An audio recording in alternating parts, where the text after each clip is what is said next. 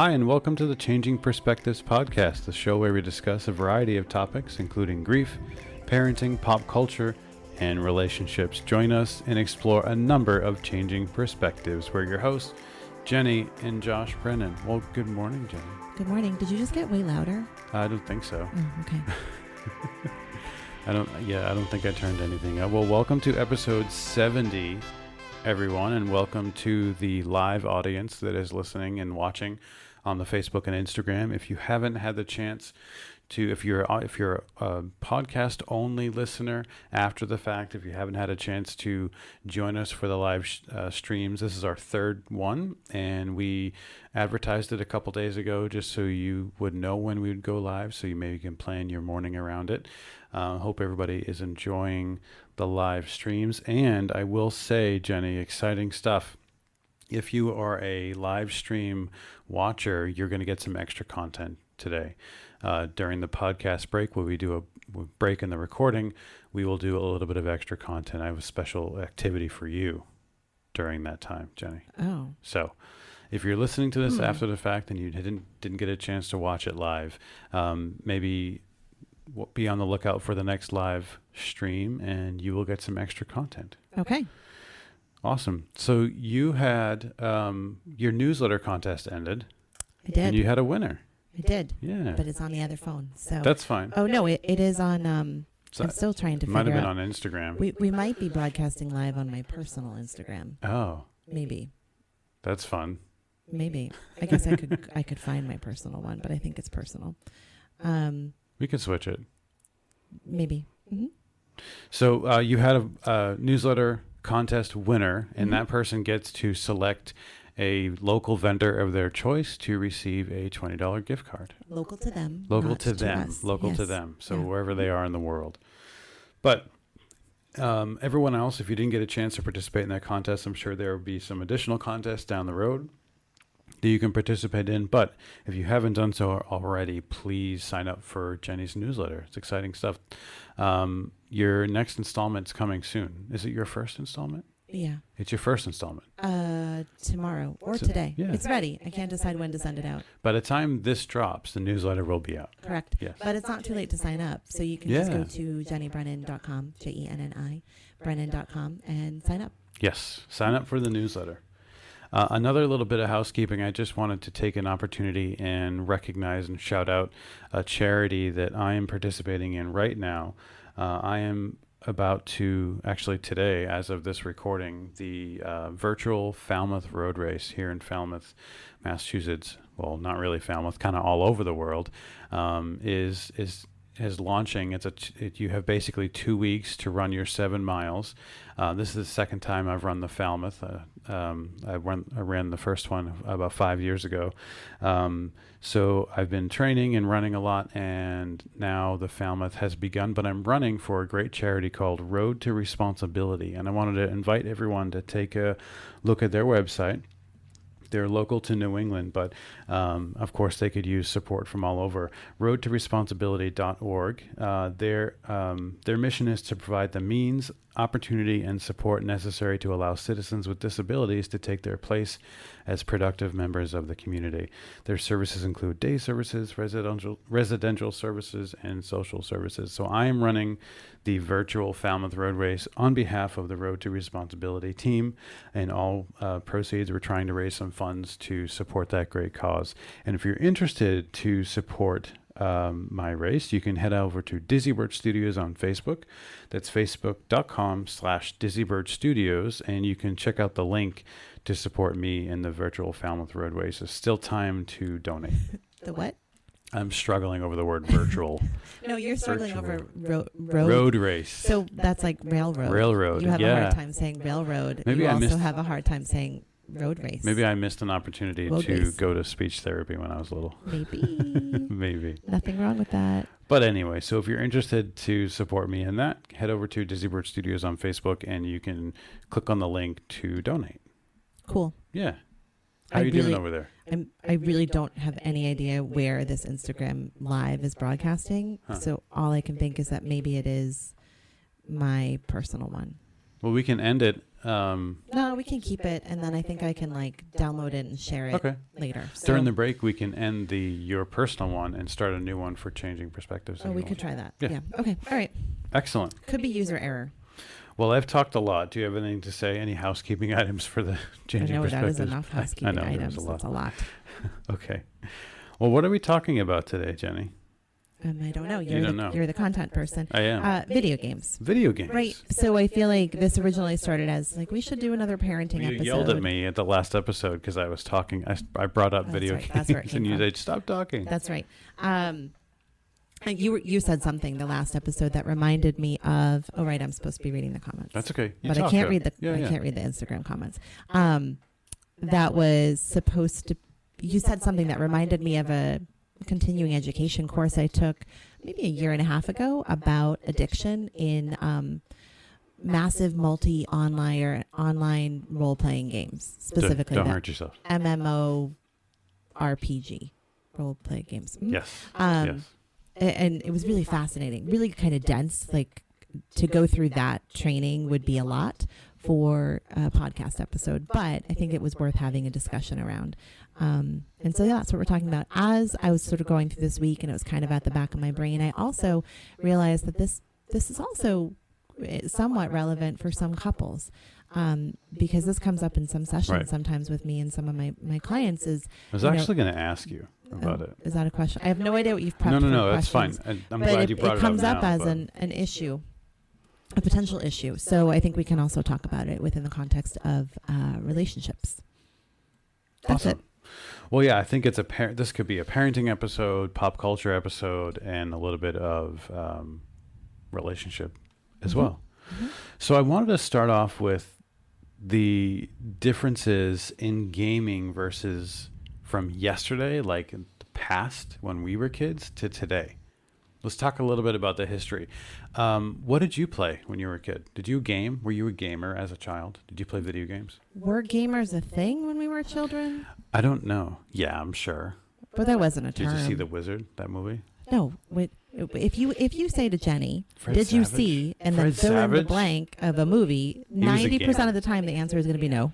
And 5% is going to be, I don't remember. And the other 5% is going to be, yes, I love that movie. Fred Savage in The Wizard Nope. was like the OG 80s gamer, I Mm-mm. think, for me. No way. Maybe. Nope. But what did you play? Did you play? I feel like we had an Atari. I don't think you did. You? I don't Well, know. before you. I did I have know. a life before you. Wait, we weren't born And together. no. And were married at birth. No.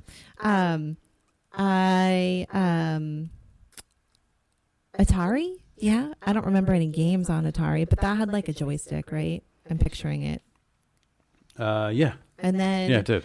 And then we had Nintendo, and yeah, I actually have some sentimental memories about video games from when I was younger. My dad would like work a night shift and then come home in the morning on a weekend, and we would like hang out in the living room and play video games. Like I remember playing Duck Hunt. I really loved Mario Brothers, all of them. Mm-hmm. And Jeopardy. We would play Jeopardy. I think that those were all on Nintendo. I don't remember any other games, but yeah, I played video games. Awesome. What about you? Did you have Sega? I feel like all the cool kids had Sega. But I don't think you were a cool kid. No, so I know. So I asked that, and then I thought back that you wouldn't fit the Thanks. mold. So did you have For Sega? half a second, I was like, "Oh, Jenny thinks I'm cool." No. Well, can I go back to The Wizard for a second? Oh, yes, why? 1989. This was the movie that launched. It was like a big advertisement for. It was like the king of product placement. It was when Nintendo released Super Mario 3 for the first time. Oh, and it was in like the Wizard. It was in the movie. Hmm. Yeah, it says, for those that don't know The Wizard, Fred Savage, 1989, a boy and his brother run away from home and hitch cross country sounds very unsafe. With the help of a girl they meet to compete in the ultimate video game championship. So yeah, I think Fred Savage is a gamer from the 80s for sure. Yeah, we were a little late to the party with Nintendo. You mean your family? My family growing up. Yeah, I think we got it a little bit after everyone else did. But yeah, we were big Super Mario fans. Duck Hunt was fun. Super Mario 2, I was good at Duck Hunt. I remember the dog in Duck Hunt. Oh yeah, he laughed a little bit. Yeah. Right? What about Intellivision? Is that before all of this? That's before. I have the whole timeline. Don't jump.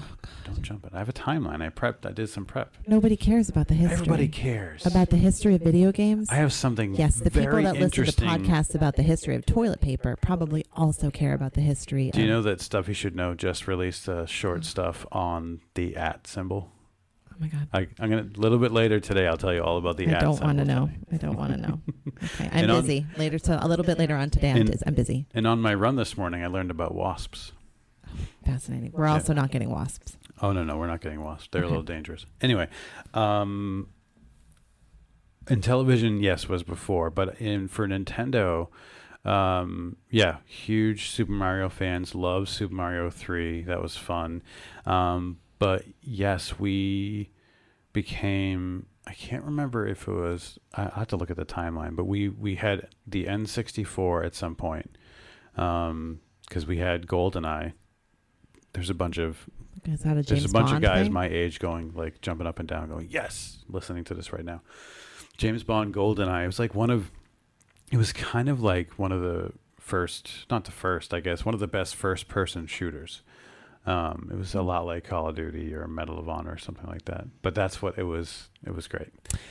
And then, of course, Sonic we had all the Sonic games for Sega. So we got Sega as well. So you did have Sega? Yeah. Okay.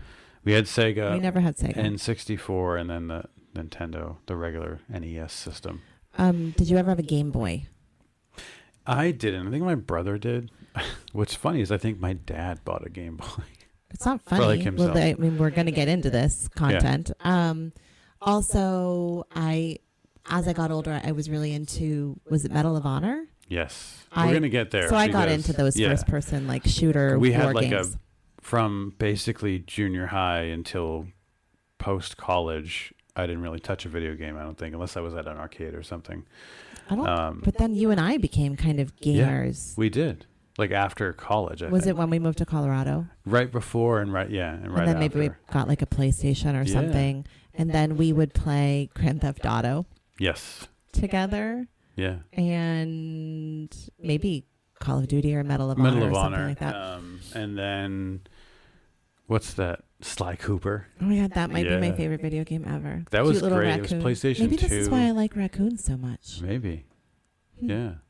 PlayStation Maybe 2, it's like a psychodynamic theory, deep-rooted positive memory about raccoons. I remember and that's an interesting piece about video games is when you're in it, it's like the best graphics ever, right? Like in the moment. In the moment, when you're in it, right? Well, like dial-up AOL way back when was like, this is awesome. Well, when I remember playing Sly Cooper for the first time, I'm like, wow, it's like I'm playing a cartoon. Like I am inside of a cartoon playing it.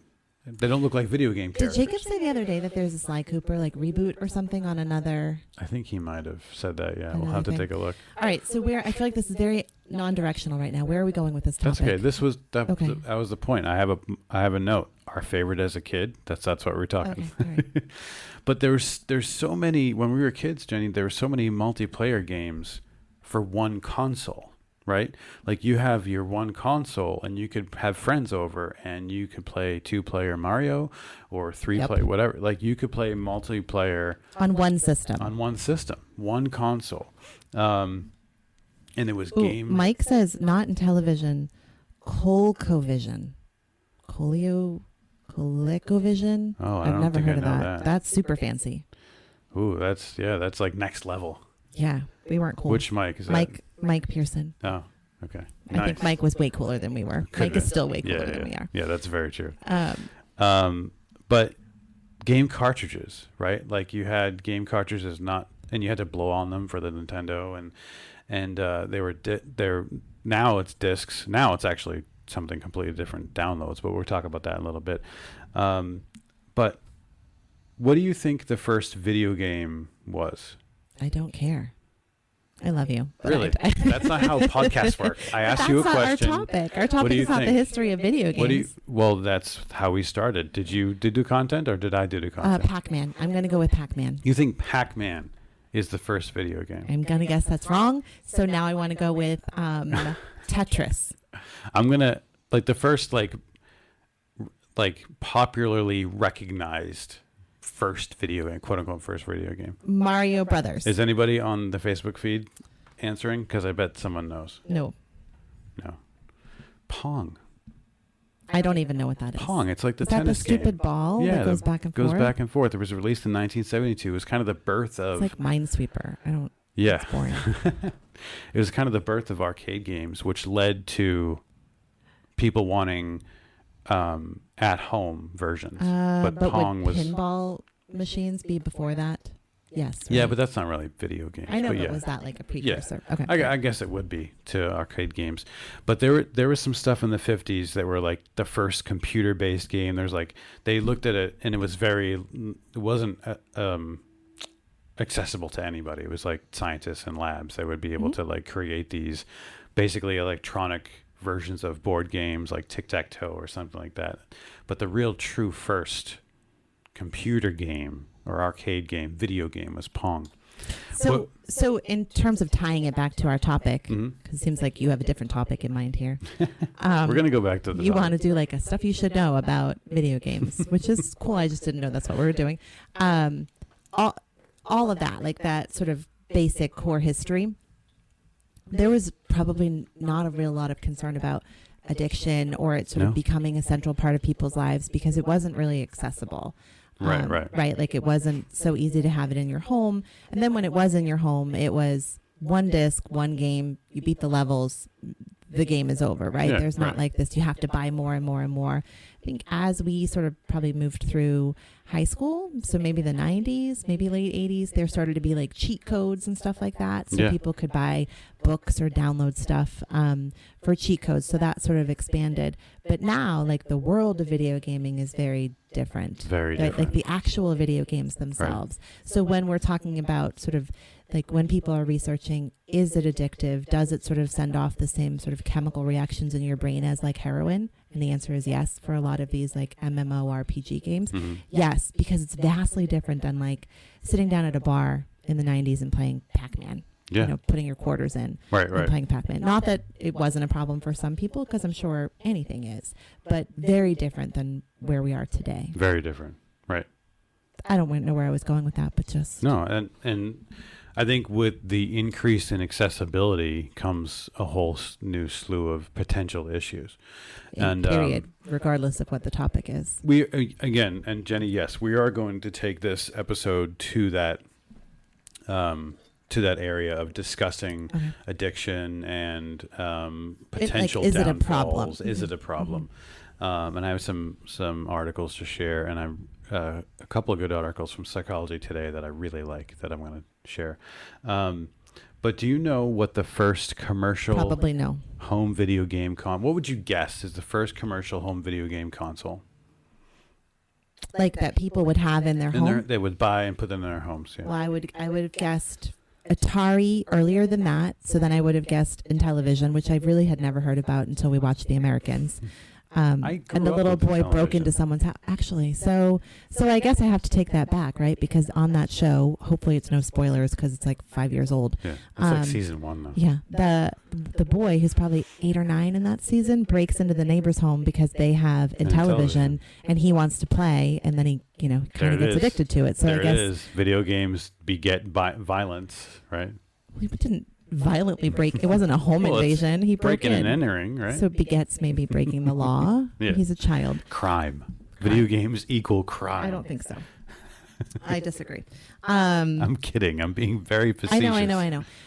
Where was I going with that though? Oh, so I would have said Intellivision. So I'm going to guess something before Intellivision. I think a lot of people guess Atari, but it's actually something called. Does anybody know on the Facebook? I'll give people about 10 seconds.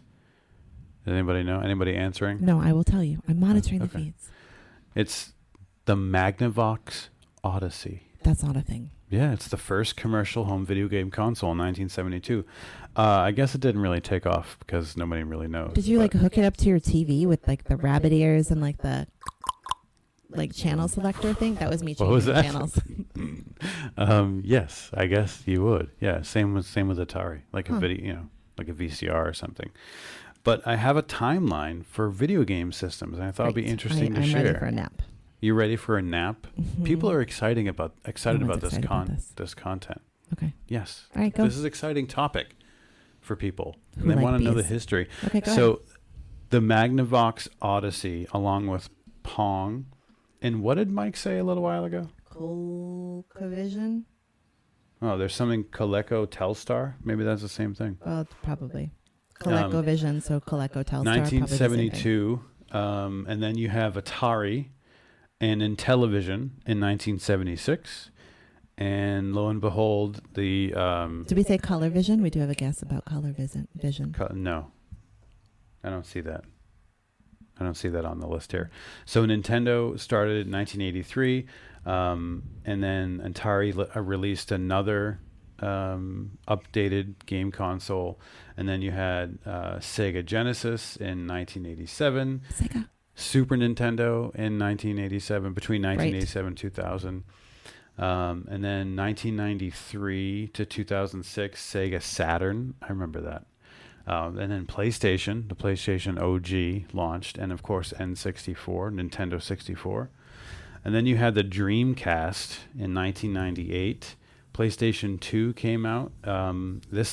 They basically split this timeline up into phases, and this phase, 1998 to 2013, you have GameCube, Xbox, PlayStation 2. For me, like, that really launched the next level, like the next step up from your N64, your PlayStation, your Sega Genesis, Nintendo systems. What was that? What PlayStation launch? 2 and Xbox, like that launch. Those two, that sort of, ushered in Xbox was a like new... the Nintendo, right? And Microsoft is Xbox. so it was total brand new entry Brand new. into Brand the, new okay. entry, yeah. And they sort of changed the game a little bit, and I probably pushed Sony to do even more. Sony does PlayStation. So your seventh generation, this is your seventh phase, 2005 to 2017, Xbox 360, PlayStation 3, and the Wii. Right. Yeah. And then the eighth generation or eighth phase is 2012 to the present, which is the Wii U, PlayStation 4, Nintendo Switch, and Xbox One, which is where we are now. But I know that both Sony and Microsoft are putting new systems out in 2021. I saw something.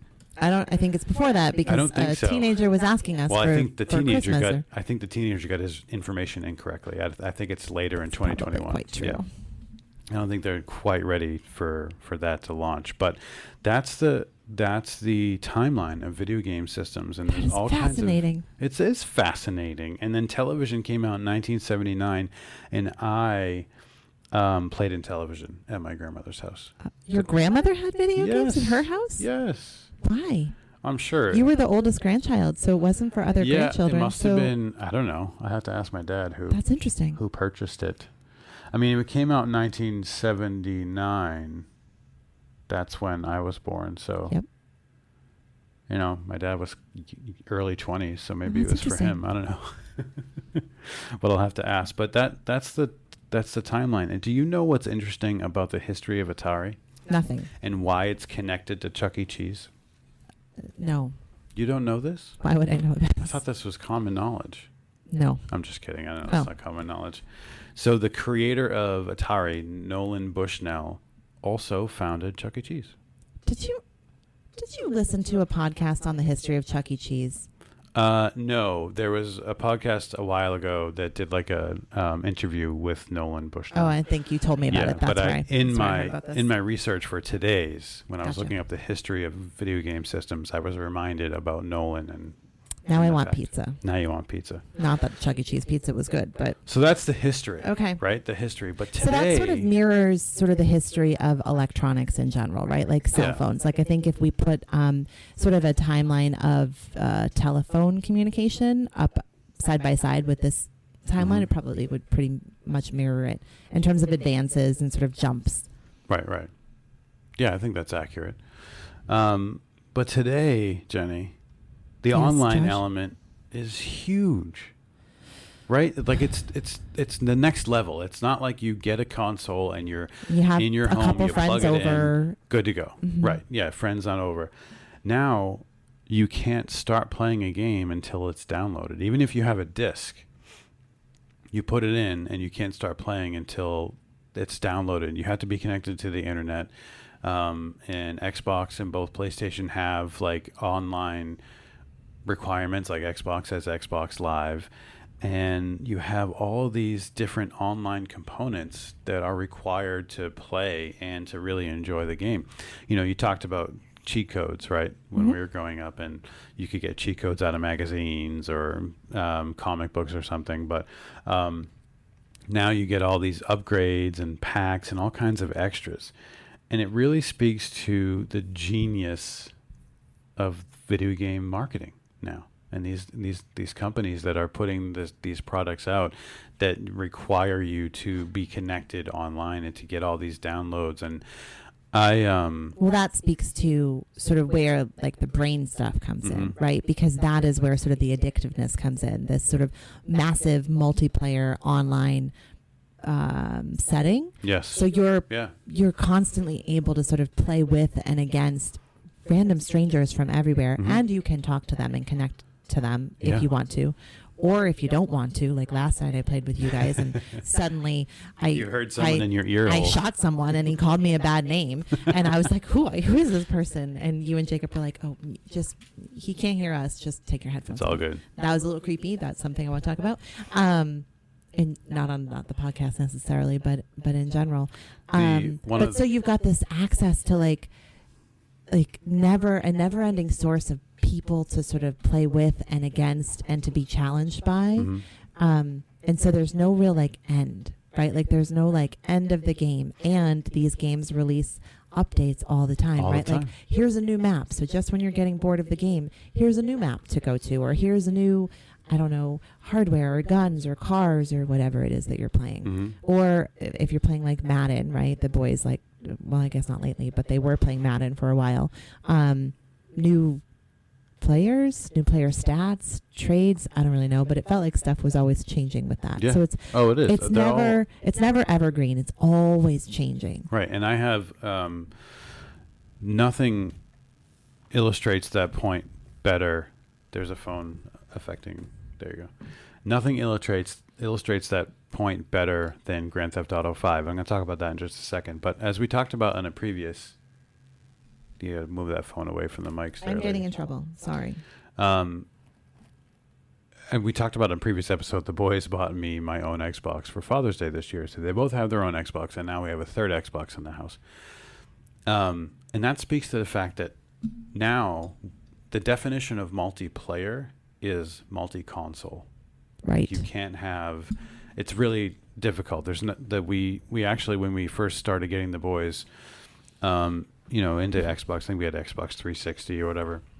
We had a Wii. When we lived in our old house, I don't remember a video game system that the boys used before our last house, but we would play Wii. I remember we would play Just Dance, right? Yeah. And Jackson would take his shirt off and he would be like 6 and he would play Just Dance with the Wii. Yeah. So we had that and then switched to, I guess, Xbox. Right.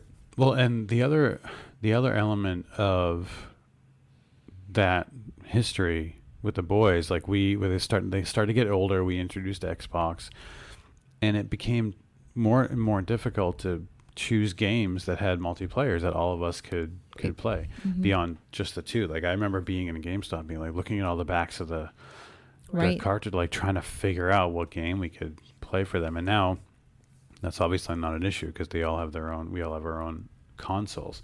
But this online element is so prevalent so I have an Xbox, I've had it for a couple months now, and I have bought 0 hard like game discs. I don't have any game discs, but I have like 6 or 7 games on my Xbox that were downloaded. Which, as a person who does not like clutter, I really appreciate that. Right. Right, and the discs would just get scratched anyway. Completely, everything is online dependent. But can we back up? Like, why did you end up getting your own system? Right, you're 40 years old. You're not 41 yet. Yes, I'm 40.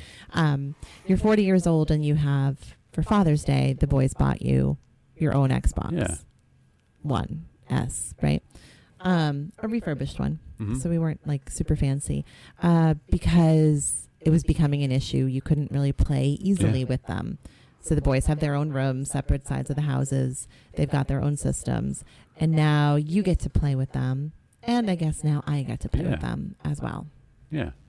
It's fun. during quarantine. Yeah, I want to talk more about that in a little bit and the benefits of us having that experience with them. Okay.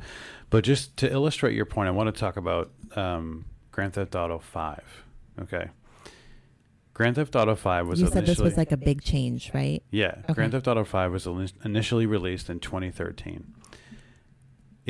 That's 7 years ago. Mm-hmm. And it is still being played today. It is 7 years later. They have not released a new one, but what they've done is being able to upgrade and upgrade and upgrade.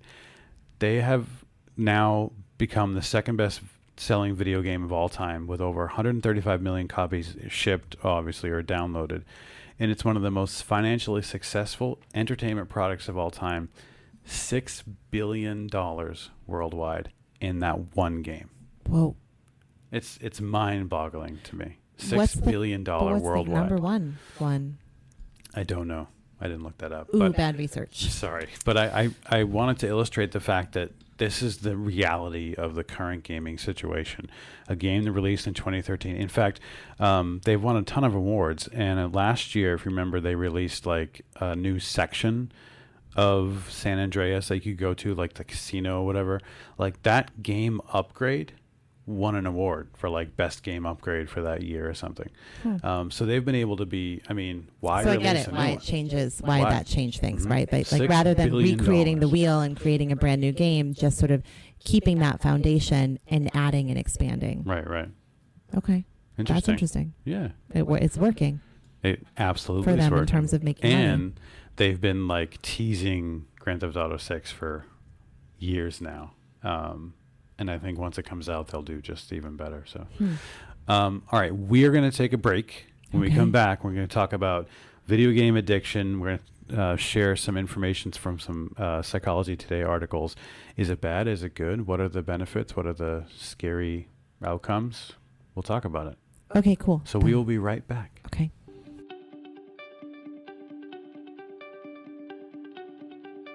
Hey, Changing Perspectives fans, we have some very exciting news for you. How do you get even more Changing Perspectives delivered right to your inbox? By signing up for Jenny's new newsletter, of course. Jenny's newsletter includes great resources, tips, products, new blog content, podcast episodes, and much, much more. Visit jennybrennan.com right now to sign up and be among the first fans to be notified of upcoming promotions and contests. That's jennybrennan.com. Sign up now. And now, back to the show.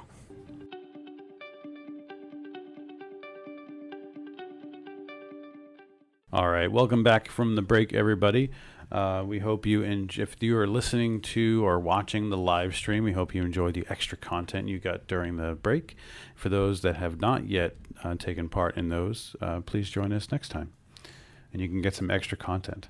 Okay, so we're going to talk about now the next level. Are video games bad, good? Are there issues?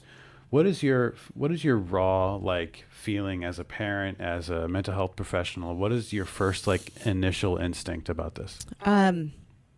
Pre-COVID, it was that they were bad, and I'm a horrible parent for letting my children play. Right. Post-COVID, or I guess during COVID, I'm so grateful that they had video games because in the way that they are right now, because it allowed them to stay connected with their friends, right? Like on comms, talking to this. They were talking with their friends and collaborating with their friends during quarantine, and also with each other, just in different rooms. So they could be in, both boys could be in their own rooms, in their own sort of setting comfortably, and still engage with each other. So Right. I actually see them as a positive. And since you got yours a couple months ago, I feel like it's been nice to watch, like you, in particular, Jacob, our youngest, play a lot. And it's been good for me, right? Like there's been some times where you've actually been out of the house working, and I have not had class or clients or anything, and him and I have played too. And it's been like this nice, different way to connect, kind of speaking their language, right? Like we've talked about that on parenting episodes before. Like you've got to it's really a great idea when you have teenagers or kids to learn their language. Right. This is sort of their language. This is how they communicate right now. So in that respect, it's good. But I think with anything, it's all about sort of balance and individualizing things. And too much of really anything is a bad thing. So I think it comes with some risks. And it certainly has caused some conflict. You getting yours has caused some familial conflict in the past couple of months. With regards to like last night, we had a date night and we were going out and we were leaving in 10 minutes. And I was like, hey, you playing video games with our child, you're wearing pajamas right now and nothing is done. Are we going out on a date or not? And so that hurt my feelings. I'm sorry. I know we had this conversation. Yeah. But I didn't know what you're talking about. But there's been stuff like that. I want to talk about for a second. You said, speaking my language, like I quite literally like video game verbiage and terminology is like a new language. Oh, yes. I have no idea. Like, I don't even know how, if I'm going to play with you guys, I have to have someone set it up for me. I have no idea what I'm doing. Here's the remote. And you guys are like, the controller. Here you go. Just hit Y. Stop touching the button. Stop. Just stop. But I'm getting better. But I've found over the past month that I really start to understand now what they're saying, and I can like communicate with them. Well, and I understand, like when we would, before you and I would be playing, and I would say, hey, can someone feed the dogs? And they'd be like, I can't, I'm in the middle of the game. Now I understand it. Yeah. Right? Because you're in this like massive multiplayer online system with a timed game, with a timed start and a timed end. And it kicks you out if you are inactive. I get it now. Yeah. So I understand that. Except now I have a third teenager in the house who's like, I can't do that right now because I'm in the middle of a game. It's lovely for me. Yes. But you enjoy it too, though. Yes. Did you, a little while ago when we started the episode, did you talk about how there's some conflict that comes up in your sessions? I did. Yeah. Do you want to talk about that? Yeah.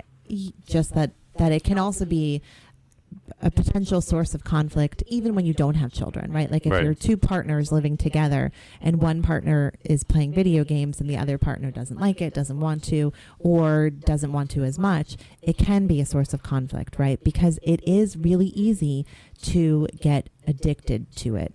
And maybe not addicted in the way that like you need to go to a rehab and get treatment for it, but that like it's really hard for you to shut it down because there's always another game. There's no end. It's not like, okay, the system is going to sleep for the night, or you've done all of the battles. You've accomplished. There's no natural end. It's infinite. And so it's really hard to pull yourself out of it. And so that can be hard for your partner. And if you're a teenager, you're under the age of 23 and your brain's still not fully developed and your executive functioning is not fully developed, boy, is it like literally hard for you to shut it off. Yeah. So it can become a source of conflict. Right. That doesn't mean, I don't think it means that like these are bad, they should be banned, they should be outlawed, they shouldn't be allowed in people's homes, we should stop allowing our kids to use them. But I do think that there needs to be some conversation around it. Right. Yeah, I would agree with that. There are a couple of Psychology Today articles that I'm going to share. This first one is entitled "The Many Benefits for Kids of Playing Video Games. Think twice before limiting your kids' video play." This is written by Dr. Peter Gray from 2012, and he had a couple other articles on this. Oh, that's interesting. That's a really old article. Yeah, but it rings true for sure with what is in here. I read it and I connected with it. And basically, he talks a lot about how the research is just not good enough with regards to the negative benefits about whether or not kids get more depressed or kids are more violent or whatever. There's not enough good research out there. But this is an article from 8 years ago. That's true. So when you're referencing an article from 8 years ago that says, here's my hypothesis and here's the support for it, the support is that there's no research out there not supporting it. It's 8 years old. There's been an old studies article. From there. Since then, there could have been more. But I guess the points he's making, I agreed with. I think those points have been rebuffed. Since then. Mm-hmm.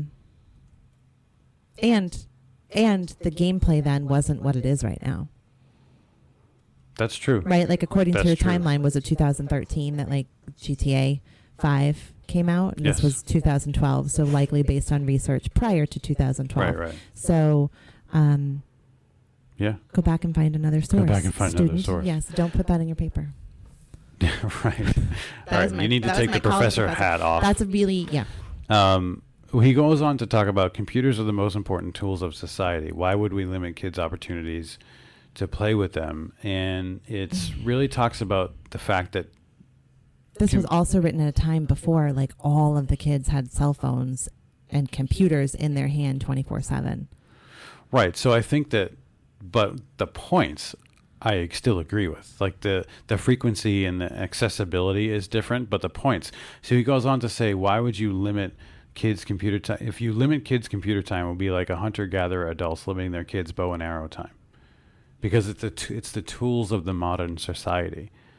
I don't think video games are the tools of modern society. I think computers and technology are, for But sure. So you don't think kids' phone stuff should be limited at all? No, I think it should be limited. I mean, hunters gatherers. Boy, no disrespect to this author, but I disagree 1,000%. That's fine. Hunters gatherers, their bows and arrows were for survival, right? To like kill their food and eat it and survive. Phones, or in his case, video games. I don't know how we're making the connection to survival. In 2012. But the tools of the modern society. That's his point. That technology and electronics, and those are the tools of the modern society. So why wouldn't you let your kids have access and be comfortable with technology? That's different than limiting. Having access and being comfortable with is different than limiting. I think you can have access and be comfortable, but also have some limits and parameters. It kind of sounds like his hypothesis is like, it's totally great. Video games are great. That's how kids like survive. He's one end of the spectrum for sure. Yeah, right. I don't like that end of the. I'm middle. You're middle, but so he referenced a Pew Research Center. Pew. From when? I don't know. They concluded video games, far from being socially isolating, serve to connect young people with their peers and to society at large. Do you think that that's not true? Are there studies that I think that is more true that? now.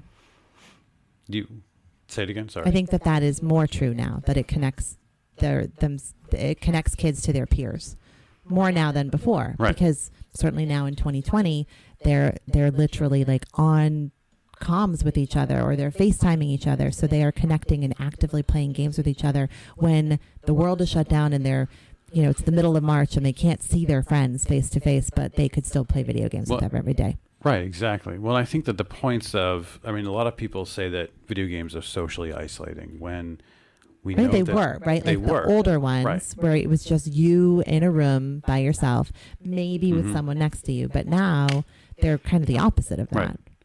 Right. They talk about, he referenced other research that you're going to have issues with. Before you go on. Yeah. I think that they can, socially isolating is a broad term, right? Like you can still be socially isolated even though you are playing a game with your friends every day for like 4 hours and you're talking to them and you're communicating with them. If you're still not like face-to-face socializing or socializing about other things, then that still can be pretty socially isolating. Okay, that's a good point. But he said that in many ways, video games promote social interactions and friendships. Kids make friends with other gamers, both in person and online. They talk about their games with one another, teach one another strategies, and often play together, either in their same game or online together. And I think that's a good point. I think the argument against video games is that they are socially isolating, and then these days, like you just said, that they're not. That's completely opposite, and they could have been previously, but these articles are older, but again, I think that some of the points that he's making I agree with. There's a lot of analogy between gambling addiction and video game addiction. What do you think? Do you think that's accurate? Do you think that if my 11-year-old is playing video games all the time, do I have to worry about him being a gambler down the road? Theoretically, Yeah. yes. Right. Like, so that study that, or that training that I participated in sort of talked about the connection, it's looking at brain chemistry and what happens to your brain when you're in the midst of these games, and compared it to gambling and compared it to alcohol and compared it to drugs. And it's all very similar in terms of like that, the rush that you get, that sort of, it's infinite. You always kind of want more. And yeah, I think that there's a pretty, does that mean like, if you have a kid or a partner who's really into video games, that you've got to watch out and be super worried about gambling or other kinds of addictions? No, but it is sort of addictive behavior, right? And it can sort of flip into escapism and a coping strategy, sort of a maladaptive, not healthy coping Hiding strategy. others. Yep. So if you've Things. got like a depression or an anxiety, or you're dealing with grief or social anxiety or social issues or whatever, the video games can be an escape. At some point, maybe the video games won't be accessible to you, but then maybe gambling will, maybe alcohol will, maybe pornography will, maybe drugs will. Like all that other stuff could sort of give you the same sort of input. Does that make sense? Yeah, absolutely. Are you reading your research right now? Because you're not looking at me. No, yeah. It's hard. Okay. Yeah. That's normal. I know. That's normal. So when we talk about addiction, Wait, I'm going to back up and add more to my answer. Sorry. that's fine. Also, kids, like I said before, brains aren't fully developed. Their ability to step away and sort of pull out of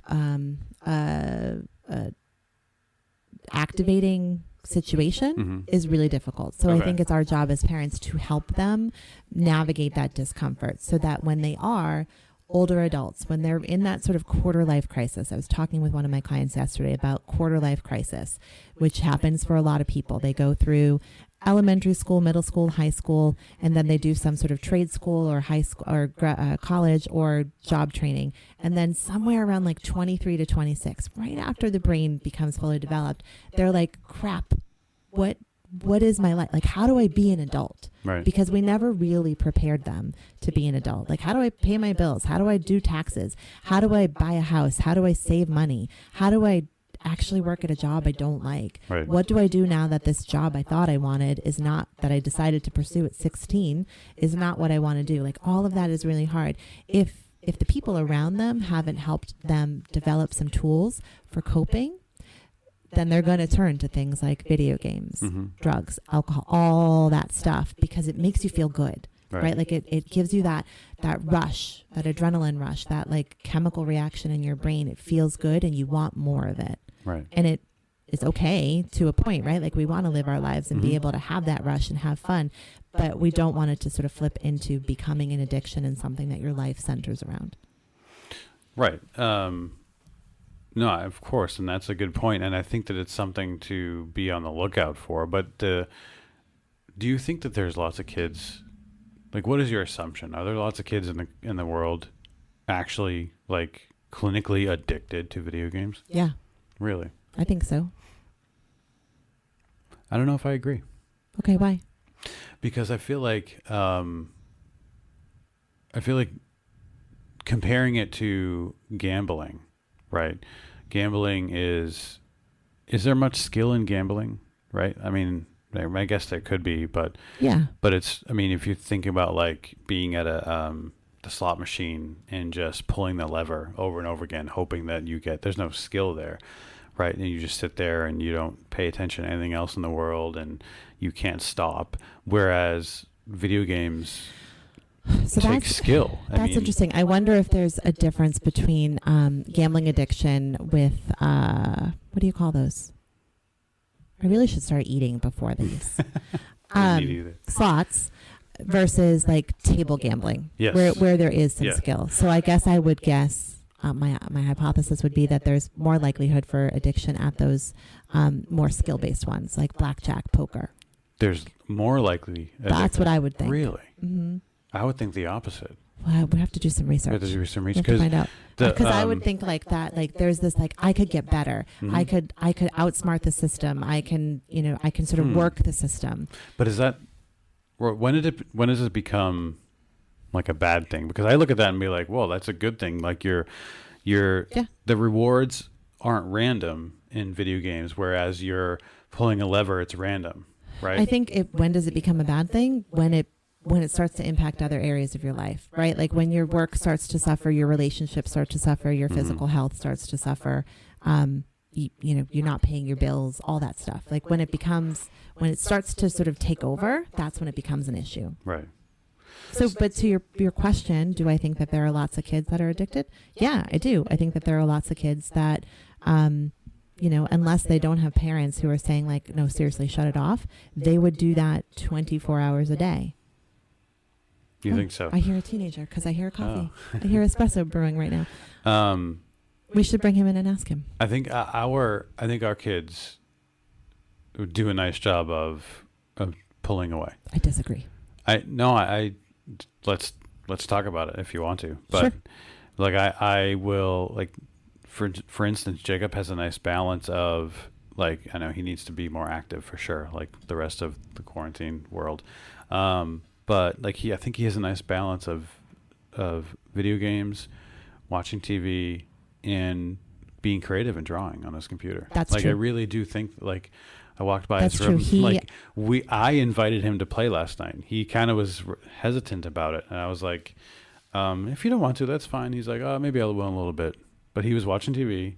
Before that, he was drawing. So I think I look at addiction as like you have to pull a kid away from the machine. Okay, that's fair. 100%, and I don't think our kids are even close to that, for sure. But I would argue, I love our boys. I think that they're pulling they're pulling themselves away from the video game to some other addictive thing.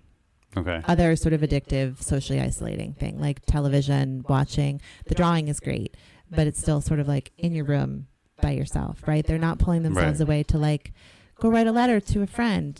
I know that's totally not. What? It's What year is it? We're like living on the prairie or something. I'm gonna go write a note. To go for a run or something. But also part of this is we're in quarantine right now. Like Right. we're still,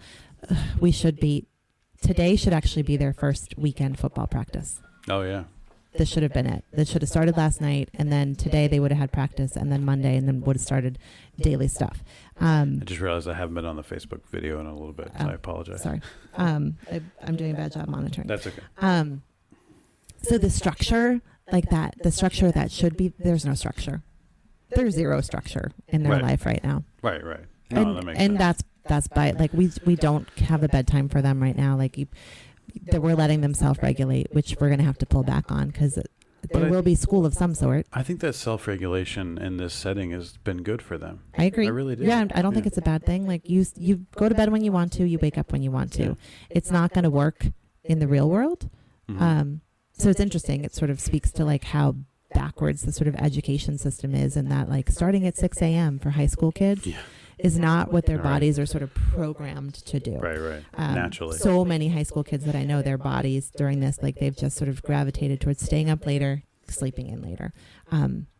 So I don't know where I was going with that. Me neither. Sorry. Again, It I need sounded to eat. smart though. Good. So let's shift gears and talk about Memorgspes.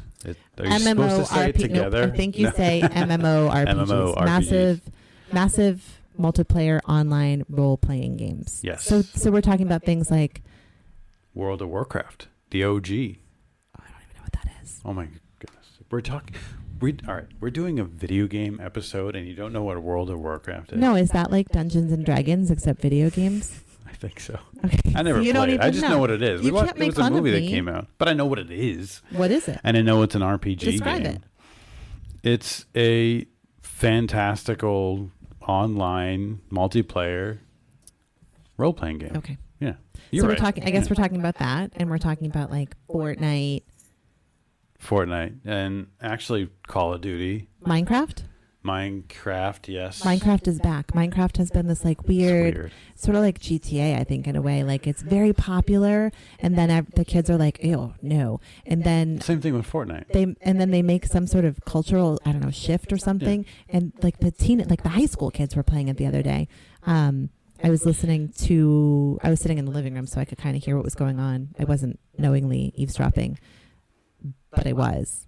But I didn't do it I wasn't deliberately eavesdropping. But they were like gathering wool, like chickens and building stuff and talking about which of their friends is really the best at designing buildings, which is kind of cool.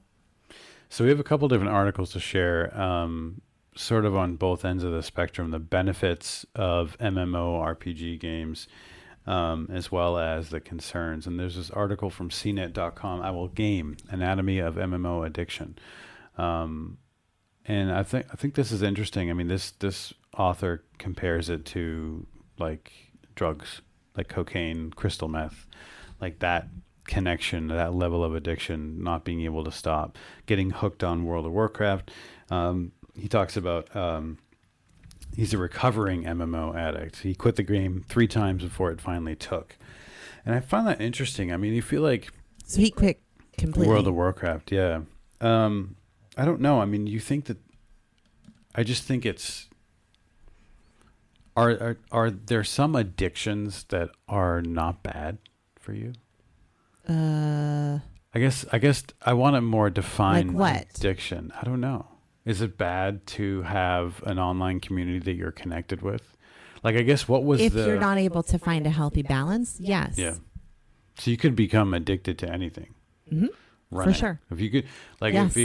Is that a bad thing to get addicted to running? Right? Like if it blows out your knees, true. Or it means that you're like skipping work to go for a run. Okay. Right? It could so be. It's not all the of this, activity. It's not. There's not a black and white answer. It's not like you're addicted or you're not. I might seem kind of like I'm a dummy here, but that I just had this like light bulb. So it's not about the activity. Right. It's about what happens around the activity or the lack of thereof. No, it's about the impact that activity has on the rest of your life. That's what I mean. Yeah. Like, are you losing relationships over it? Is it the only thing you can think about? Right. So there are lots of people that can participate in activities that some people become addicted to, right? And they're able to do it in a balanced way, drinking, drug, all of that sort of, good input that feels good, releases those sort of chemicals in your brain. There are people that can find balance with those, right. And there are people that can't. Like sugar. We can also say this about sugar, right? Like there are some people who know, if I have sugar, if I have that cake that we talked about during the break, so people that are listening to the podcast recording won't know this, but our live viewers, if I have that cake, then that's going to kick off that sugar release in my brain, and I'm going to want more, and I'm going to need more. And then it's going to be 2 weeks later, and I'm not going to be on my fake Peloton. I'm not going to be eating healthy. I'm not going to be eating salads. I'm not going to be avoiding carbs. Right. I'm going to be eating that cake every day because it started it, right? So there are some people that know that about themselves. I can't have sugar, or I can't have carbs, or I can't drink hard alcohol. Right. I can't drink beer, whatever it is. And so there are some people that like this guy that wrote the article, I can't play World of Warcraft. Where are you going? I'm going to upload I'm going to switch to the Instagram video. Okay. We're back live on Instagram, everybody. Okay. All right. Yeah, so that was a big realization for me. Just so now. your understanding was that like it was about the actual activity that was the problem. Right. It's about the balance of it in your life. So why are MMORPGs addictive? Which is also kind of why I'll get a little political here. Go ahead. I don't really think that we should be regulating a lot of things, whether it's gambling or drugs, any of that, because it's not the actual activity that's bad. Right. There are some people that can have a balance around things. Right. Absolutely.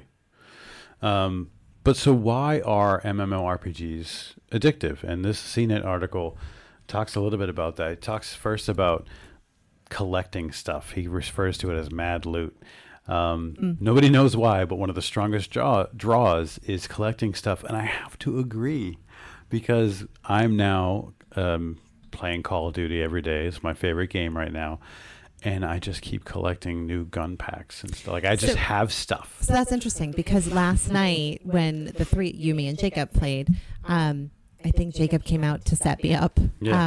And he was like, oh, you have all this. Both of you were like, you have all this stuff. Like, I don't care. And you the other day were like, you should change your skin. I don't even know what you were saying. Your calling card or something. Like, I don't care. Like that, my brain does not care about stuff Interesting. Yeah. at all. Like it does nothing for me. But that's I do care. I am somewhat, I guess, motivated by like ranking up. Like the number rank is interesting to me. Right. Like that's like, and I do like that there are kind of missions to unlock. But that's how my brain is. Right, it's not right. about the stuff. I guess it's about the accomplishments. the for me. accomplishments. Yeah. But that's how my brain works. Yeah. He goes on to talk about exploration. So a single player game only offers you only so many places to go, where you're in these massive multiplayer games. There's expansions and packs and patches, and It's infinite. it's infinite. Right. So the exploration, and then finally the camaraderie. And that's a big piece. I mean, for us, it's our family, but actually they're friends too. Like Jackson plays with his friends. It's this camaraderie. Even in normal multiplayer games, you can turn them off after a while when everyone's tired, doesn't want to protect the base or capture the flag and kill each other anymore. But he writes, a big enough MMO group can ensure that there will always be a handful of friends online ready to adventure with you no matter what time it is.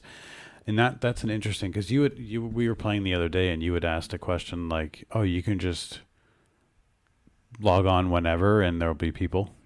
And it's like, well, yeah, there's at any time because it's worldwide. And Yeah, I was wondering, are there like slow points? Right. Because I would like to play when there are not really great people playing. So no like expert gamers, a bunch of moms. I don't want to play.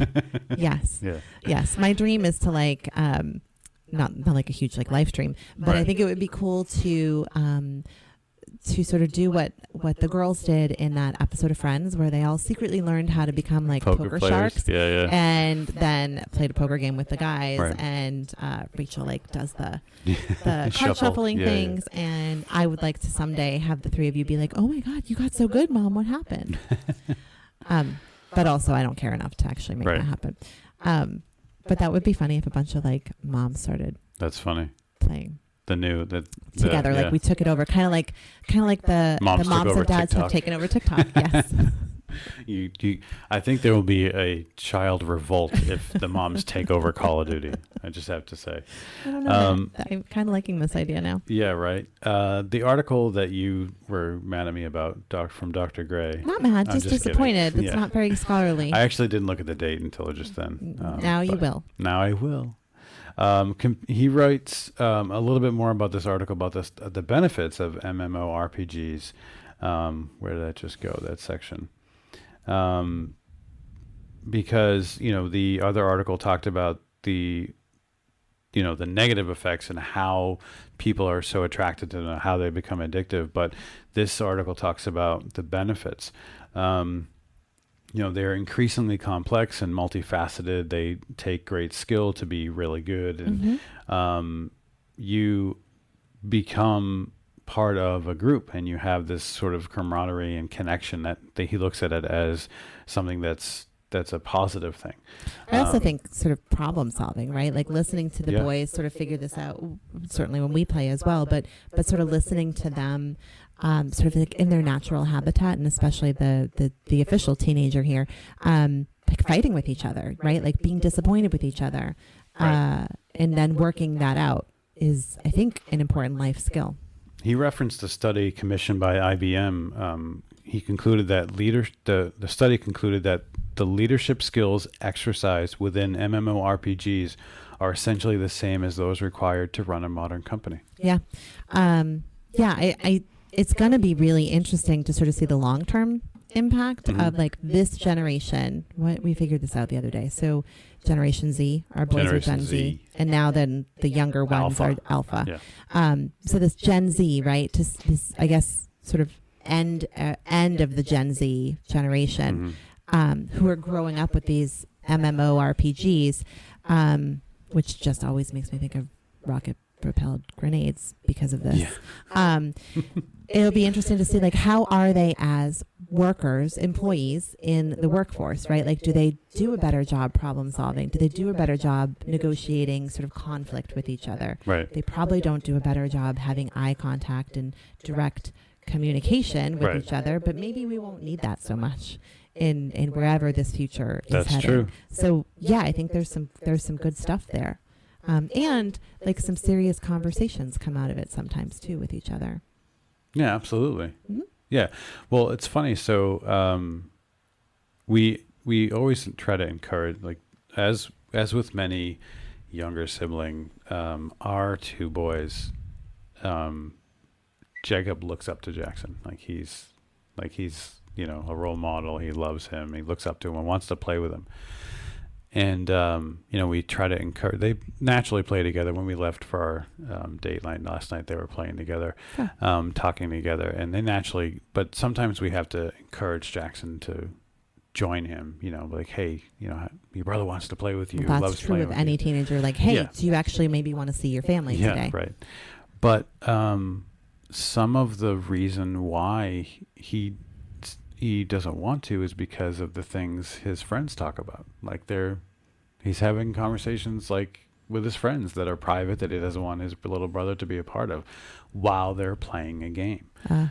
So I think that to your point, I mean, that's a personal connection beyond what's being in front of them. Right. Beyond the content of the video game. The last article I want to talk about is from WebMD. It's entitled Video Game Addiction. And it starts off with basically your point, asking yourself a few questions. Does your video gaming get in the way of other important things in your life, like your relationships, your job, or going to school? Do you feel like you've crossed the line between loving to play and having to play? Might you be used to might be you using gaming to avoid a deeper problem like depression? Mm-hmm. So just sort of bring it full circle to your point. There's lots of benefits, but lots of potential pitfalls that you have to be careful of. Like, do you feel like you have to play versus really loving to play? Right. Yeah. I think that was the last article I wanted to share. What's the sort of takeaway here? I think the takeaway is to lean into the new technology, understand that this is how the world works now, online technology, connecting with people in that way, especially during a global pandemic, but just in general. And understand that you can enjoy video games and make sure you have a nice balance. And like our kids, we try to have them have a nice balance of things. And but what if you realize that you've got a kid or yourself, that it is sort of flipping into the other piece? Like what happens if you realize we really can't have one of these in our house? I don't know. That's a question for the professional sitting across from me. I have no idea. What's the next step, Jenny? I think you talk about it, right? And you sort of figure out some other structure. Structure can always help, structure and routine, so that you can sort of shorten the amount of allowed time for these activities, right? So maybe before they're sort of open-ended, and then sort of setting some firm end times for when it's okay for it to start and when it has to stop by, and then you sort of gradually kind of shrink those in. Sure. Or set up some sort of reward system, like you have to earn this escape by doing some other things, and building in some other coping strategies. Do you have advice on how to plant a money tree in the backyard to pay for all the upgrades that the kids ask for? Well, here's the ironic part, right? Is that there are a whole bunch of teenagers who become the money tree because they like stream their video, right? Like there's this whole like group of this Gen Z that has become like billionaires and millionaires because of playing video games. Yeah. Which is just, come on, get on that, kids. Well, I mean, and we talked about the Grand Theft Auto, but like the money connected to this industry is just... Well, yeah, that's the other piece, right? Like that's our boys, like as they're earning money every week with chores or also helping out with other things, this is what they're spending their money on right now, right? It's not clothes, it's not sneakers, it's not trips to a pizza place or to a mall. It's buying these new video game things, which at the beginning of quarantine, I was like, this is stupid, please stop. And then I realized like this is what brings them joy right now. Yeah. So as long as it sort of feels like it's an okay amount for us and it's tied to things that they're doing to earn it, Right. I'm okay with it. And then when they start saying that they want other things, well, Jacob is using his money for other things right now. Right. But when they start sort of having these desires for other things, then they need to sort of pull back and save their money. I mean, what's the difference between me getting my allowance money as a kid and going to the store buying candy and buying ice cream? I mean, Right. what's really the difference? Right. Right.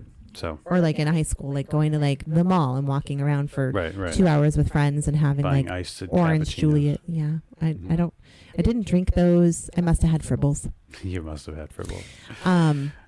Okay. which is like a ice cream shake for those Yeah. of you that are not in New England. Yeah. So anything else? Any other final points for us? Kind of, you reached the end of our time here. No, I don't know that there was actually sort of an outcome here, just to sort of open Just up talk some about all the dialogue about elements. it. Yeah. And I know you were hesitant to talk about the history of video games, but I think you enjoyed it.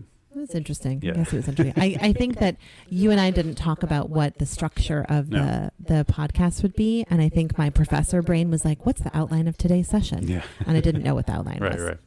That's just what it was. All right. Well, everybody, I think that's going to do it for today's episode. Thank you so much for listening. For today's show notes links, I have a bunch of different articles to share. The WebMD article, Psychology Today, the CNET, a couple other ones I actually didn't get to. There's one entitled Fortnite May Be As Addictive as Heroin, and we can share that as well.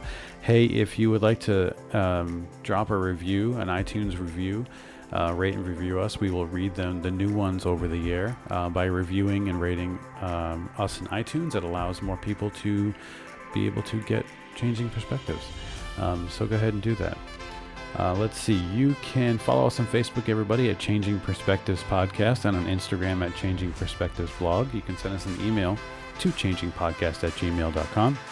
You can also visit the website by going to changingperspectivesblog.com. And while you're there, don't forget to visit the shop to check out all of that great Changing Perspectives merchandise. You can also head to jennybrennan.com and sign up for Jenny's newsletter. And subscribe to the show so you'll never miss an episode. And we will see you next time. Say bye, Jenny. Bye, Jenny.